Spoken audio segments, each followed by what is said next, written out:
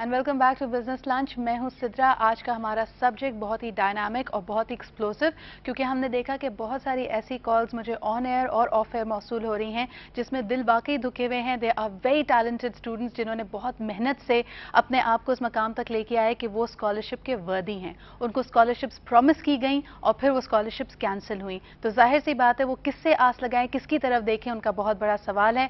साथ ही साथ असातिज़ा जो इतने नोबल कॉज, इतने नोबल प्रोफेशन में अपनी जिंदगियां सर्व करते हैं, उनके लिए भी क्या ग्रेजुटी प्रोग्राम्स होते हैं, उनके बच्चों के लिए हम क्या बेहतरीन मौके पैदा करते हैं। क्योंकि हम देख रहे होते हैं कि अक्सर या तो वो भी किसी लंबी लाइन में खड़े हुए होते हैं and they do not have the same facilities as the students that they are teaching. बहुत इंपॉर्टेंट सवाल, क्या हम इनके जवाबात पार्लियामान से एक्सपेक्ट कर सकते हैं? लेकिन लोगों ने कहा जी वो कदर व कीमत क्या जानेंगे मेहनत करने की, 4 साल के बाद डिग्री हासिल करने की। उनमें से अक्सर की तो अपनी डिग्रियां जाली हैं। क्या कहेंगे? You're right, you're absolutely मैं right. आपको थोड़ी सी बात बताऊं। देखिए, हम असली बात वो घूम फिर के वही आती है कि हमने तालीम को, एजुकेशन को प्रायोरिटी नहीं दी शुरू से लेके। और वजह है इसके पीछे भी 47 से लेके। एक तो ये रहा कि आपके यहाँ अमरीत रही, आपके यहाँ मार्शाल्लाह लगते रहे, आपके पास जो यानी जो सियासी गवर्नमेंट वो नहीं आई, लीडरशिप जो है वो नहीं आ पाई, तो मतलब लोग क्या एक्सपेक्ट करेंगे? जाहिर है वो जो आया उसने अपनी मर्जी करके वो चला गया वो। तो इस तरह तो नहीं होता ना। जो कौमों ने तरक्की की है उनके साथ एक कंसिस्टेंसी है, एक पॉलिसी है, चल रही है। भाई 5 ईयर प्लान बनाया, फिर दूसरा 5 ईयर प्लान बनाया, तीसरा बनाया, अपनी रिक्वायरमेंट और प्रायोरिटी की बेसिस पे। मैं आपको एक छोटी सी स्टेटिस्टिक देता हूँ कि हमारे जो नेबरिंग कंट्रीज हैं इन्होंने एजुकेशन पे कितना खर्च किया है या कर रहे हैं इस वक्त। वो मिसाल के तौर पे मैं आपको बताऊं कि हमारा मुल्क जो है पाकिस्तान, हमने पिछले साल 2% ऑफ दी GDP हमने टोटल खर्च किया है education, may be even less 2%, और जबकि एलोकेट हुआ था 4% ज्यादा। यूनेस्को का रिकमेंडेड है कि 4% ऑफ द GDP जो है वो खर्च होना चाहिए, जो कि हम नहीं कर रहे हैं।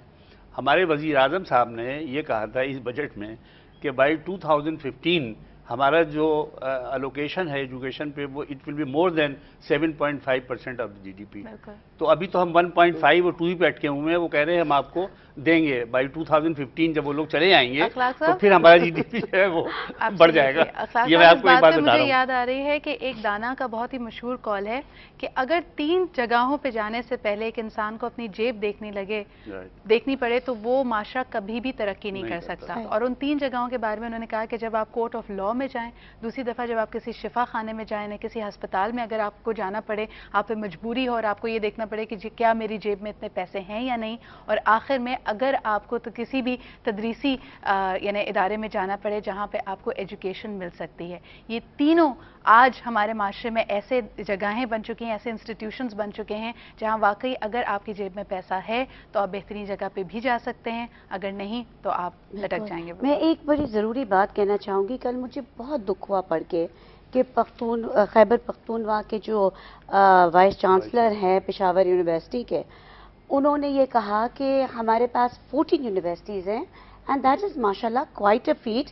बिकॉज आप देखें कि यहाँ पे बड़ी डेवलपमेंट देर से हुई है as far as the education sector is concerned. फिर भी माशाल्लाह the women folk they are doing very well even in higher education. और उन्होंने ये कहा कि जी हम तो बहुत जल्द बंद होने वाले हैं and I will be the first one to resign, quote on quote. एक और चीज उन्होंने कहा कि जब हुकूमत अपनी बोरोइंग वहां तो देख नहीं रहे, स्टेट बैंक ऑफ पाकिस्तान से इनकी कम नहीं हुई है। It is gone from bad to worse every fiscal year. Absolutely. And they have not cut down on any of their expenditures. बिल्कुल सही। जो आपने इतने सारे माशाल्लाह मिनिस्टर्स हैं या कैबिनेट है, तो आप उस पे तो कट करें नहीं, लेकिन चाकू चलाना है, छुरा चलाना है, तो you are going to do it on the education sector. बिल्कुल सही। बल्कि हम यहाँ पे खैबर पख्तूनख्वा के हवाले से आपको ये भी बताते चलें कि HEC ने जब स्टैंडर्ड ऑफ एजुकेशन को इवैल्यूएट किया तो out of the 4 provinces the top scoring one was Khyber Pakhtunkhwa. लेकिन साथ ही साथ हम ये भी देखते हैं कि बदहाली इस हद तक बढ़ती चली जा रही है कि अगर हमारे यहाँ कोई लोकल बॉडी जिसका बहुत काम भी है, जो बेहतरीन माइंड्स को ला के कहता है कि जी एक लोकल सिस्टम डेवलप करते हैं कि जहाँ पे कोई तजाद ना हो, यहाँ पे लैंग्वेज का मसला ना हो, हम कहते हैं जी पंजाबी सिंधी यानी आप सराइकी में साइंस पढ़ लीजिए, उसमें डॉक्टर बन जाइए, लेकिन पढ़ाई को आम करें। लेकिन उन पे भी इल्ज़ाम लगते हैं कि जी वहाँ पे मजहबी इख्तिलाफात आ जाते हैं, कोई और बात सामने आ जाती है। हायर एजुकेशन कमीशन के हवाले से हमने देखा कि आगा खान नेटवर्क की सर बहुत कंट्रीब्यूशन रही है, लेकिन उनको भी मेरे ख्याल में चैलेंजेस का सामना करना पड़ता है। देखिए, आगा खान जो है वो तो प्राइवेट अदारा है और मैं उसी कमेटी का मेंबर भी हूँ। उनका जो एजुकेशन बोर्ड है, जब इन्होंने स्टार्ट किया था तो हम लोगों ने बैठ कर सारा इनका कोर्सेज सिलेबस वाला बनाए थे। तो उनके मसाइल हैं, लेकिन इतने नहीं मसाइल, क्योंकि वो प्राइवेट सेक्टर में है वो। और देखिए, बहुत सारे पब्लिक सेक्टर ने अब अपने यहाँ ये करा लिया रजिस्ट्रेशन उनके यहाँ से, कि चूँकि बोर्ड वगैरह का स्टैंडर्ड बहुत ख़राब हो चुका है, मैट्रिक का, इंटर का, तो नाउ पीपल आर ऑल्टरनेटिव के तौर पे alternative of good quality of education और एग्जामिनेशन सिस्टम, तो they are now adopting to Aga Khan board. और ये मेरे ख्याल एक चेंज आ रहा है। मैं आपको ज़रूरी बात बताना चाह रहा हूँ, ये देखिए, हुकूमत जो है वो पहली बात तो ये कि एजुकेशन को प्रायोरिटाइज पहले करे, अगर इंटरेस्टेड है तो। अच्छा, गवर्नमेंट ने ये सोच लिया है कि एजुकेशन पे हमें कोई खर्चा नहीं करना। अब उन्होंने ये पॉलिटिक्स बना ली अपनी पॉलिसी कि हमें प्राइवेट सेक्टर की तरफ डाइवर्ट कर देना है इसको।